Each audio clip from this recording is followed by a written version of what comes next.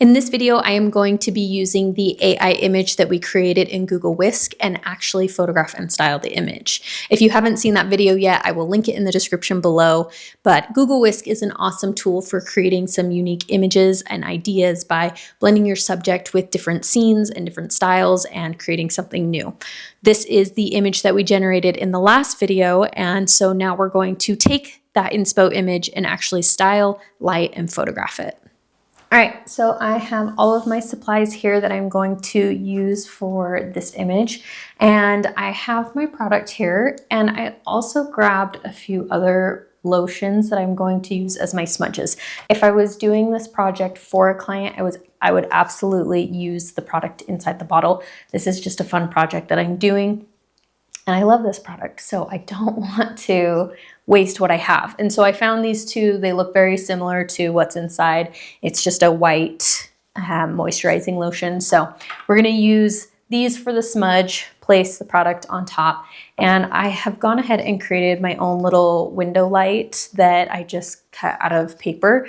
And then I've got my awesome little claw clamps that I use all the time.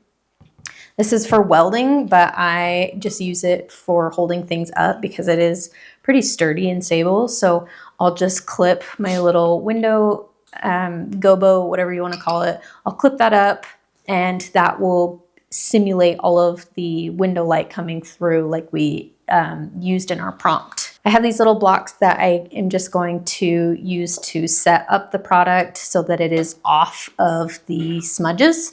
Another thing that I could do is photograph the smudges first and then photograph this separately.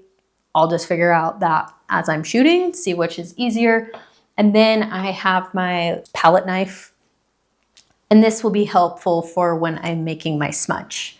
So those are the supplies that I am going to use to create this image, and we'll get started.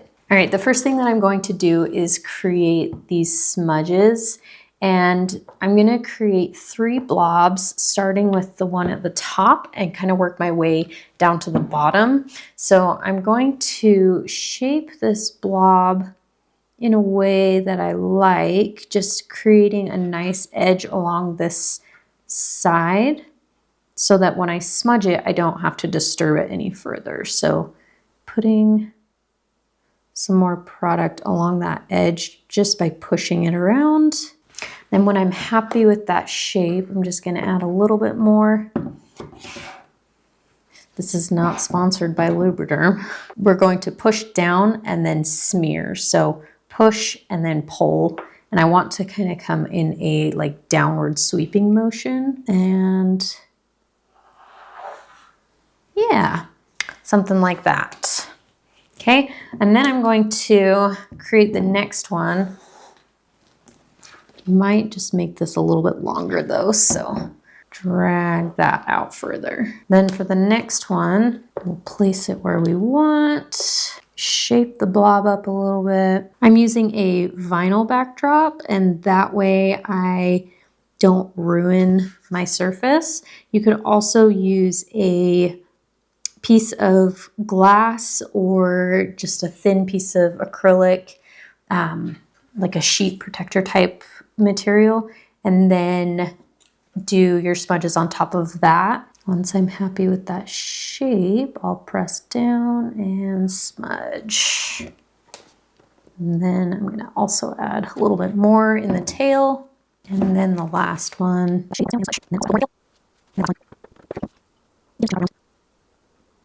Okay, I like how that looks. I'm going to set this to the side, and then I'm going to just rotate my backdrop to how I want this to be positioned.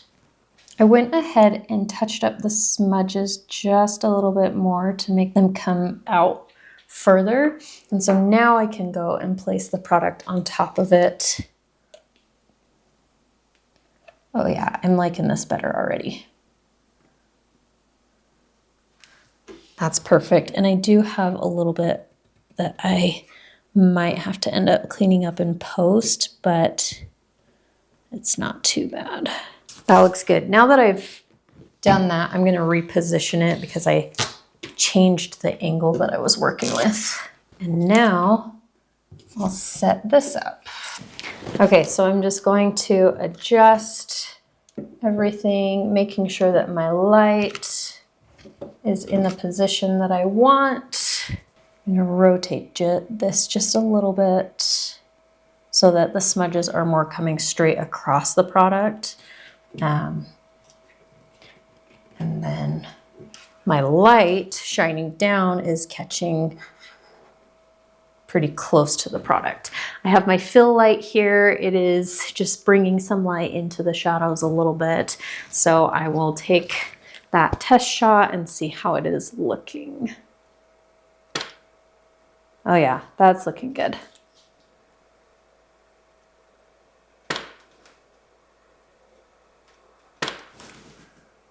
Oh, it's so fun. Okay, that wraps up the shooting and styling for this image. Let me know in the comments if you want me to do another video breaking down how I edit the image. And if you found this video helpful, please give it a thumbs up and subscribe, and I will see you in the next one.